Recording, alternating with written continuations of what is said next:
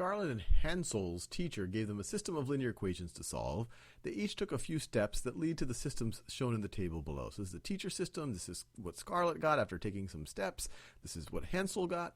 Which of them obtained a system that is equivalent to the teacher's system? And just to remind ourselves, an equivalent system is a system that has, or at least for our purposes, is a system that has the same solution or the same solution set. So if there's a certain xy that satisfies this system, in order for Scarlett's system to be, for it to be equivalent, it needs to have the same solution.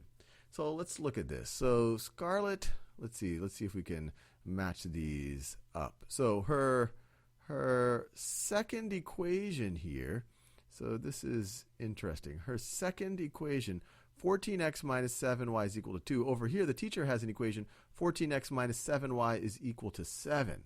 So this is interesting because the ratio between x and y is the same, but then your constant term, the constant term is going to be different.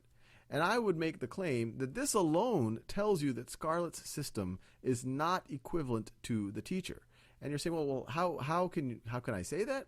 Well, these two equations, if you were to write them into slope-intercept form, you would see, because the ratio between x and y, the x and y terms, is the same, you're going to have the same slope, but you're going to have different y-intercepts. In fact, we can actually solve for that. So this equation right over here, we can write it as, if we subtract 14x from both sides, you get negative 7y minus 14, negative 7y is equal to negative 14x plus 7. And we could divide both sides by negative 7. You get y is equal to 2x minus 1. So that's this. All I did is algebraically manipulate this. This is this line, and I could even try to graph it.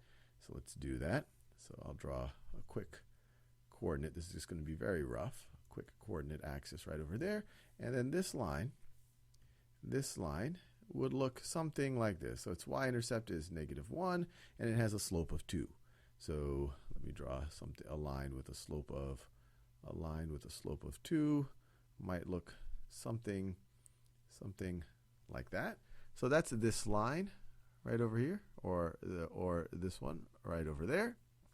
And let's see, this one over here is going to be, if we do the same algebra, we're going to have negative 7y is equal to negative 14x plus 2, or y is equal to, I'm just dividing everything by negative 7, 2x minus 2/7. So this is going to look something like this. Its y-intercept is minus 2/7. So it's like right over there. So this line is going to look something like, I'm going to draw my best attempt at drawing it. It's going to look something, actually that's not quite right. It's going to look something like, I'll just start right over here. It's going to look something like this. It's going to have the same slope, and obviously it goes in this direction as well. Actually, let me just draw that. So it's going to have the same slope, but a different y-intercepts, and that doesn't look right, but you get the idea. These two lines are parallel. So these two lines are parallel. So any coordinate that satisfies this one is not going to satisfy this one. They have no points in common. They are parallel. That's the definition of parallel. Since this and this have no points in common, there's no way that some solution set that satisfies this would satisfy this, because any xy that satisfies this can't satisfy this, or vice versa. They're parallel. There are no points. These two things will never intersect. So Scarlett does not have an equivalent system. Now what about Hansel?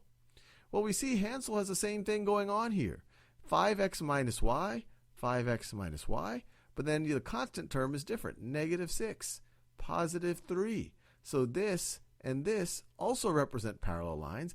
Any xy pair that satisfies this, there's no way that it's going to satisfy this. These two lines don't intersect. They are parallel. So Hansen's system is not equivalent either.